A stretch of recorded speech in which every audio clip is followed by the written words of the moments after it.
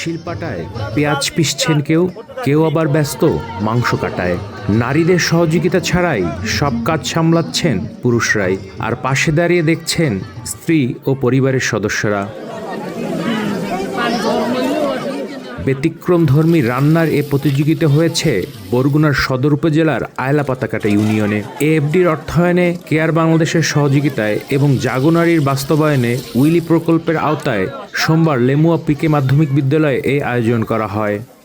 আমরা তো সারা বছরই তাদেরকে রান্না বান্না করে খাওয়াই, আমরা সংসারের সব কাজ সামলাই, কিন্তু তারা মনে করে যে আমরা অনেকই কম কাজ করি। রান্না করতে কতটুকু পরিশ্রম এবং কতটুকু কষ্ট হয়, তার জন্য আজকে পুরুষেরা রান্না করতেছে, আমাদের তার খুব ভালোই লাগতেছে। এই অনুষ্ঠানে আমার স্বামী রান্না করে আর কি বুঝতে পারবে যে এই জায়গায় রান্না করতে মহিলাদের কত কষ্ট। নারী পুরুষ যেন একতা থাকে, নারীর সম্মানটা কতটা এটা বুঝতে পারবো আর কি। রান্না করা যে কতটা কষ্টকর এটা আজকে বুঝতে পারলাম প্রতিযোগিতা এসে।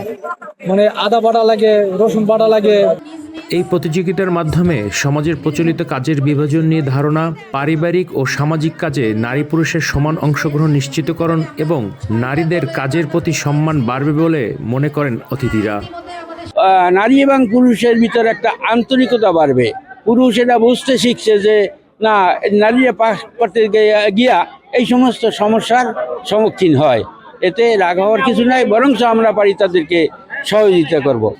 আয়োজকদের আশা, এমন উদ্যোগের মাধ্যমে পারিবারিক জীবনে দায়িত্ব ভাগাভাগির সংস্কৃতি গড়ে উঠবে এবং নারী পুরুষের মধ্যে পারস্পরিক সম্মান ও সমতা আরও দৃঢ় হবে।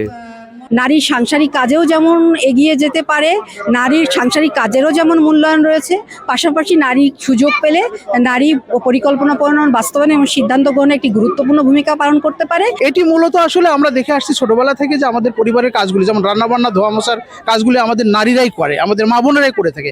আমরা আজকের এই গেমের মধ্য দিয়ে আমরা একটু নিজেরাও সংবেদনশীল হতে চাই এবং আমরা যারা পুরুষ আছি তাদেরকেও একটু সংবেদনশীল করতে চাই, সচেতন করতে চাই। আয়োজনের সকল প্রতিযোগীর হাতে পুরস্কার তুলে দেন আয়োজক ও আমন্ত্রিত অতিথিরা। নুরুল আহাদ অনিক, স্টার নিউজ, বরগুনা।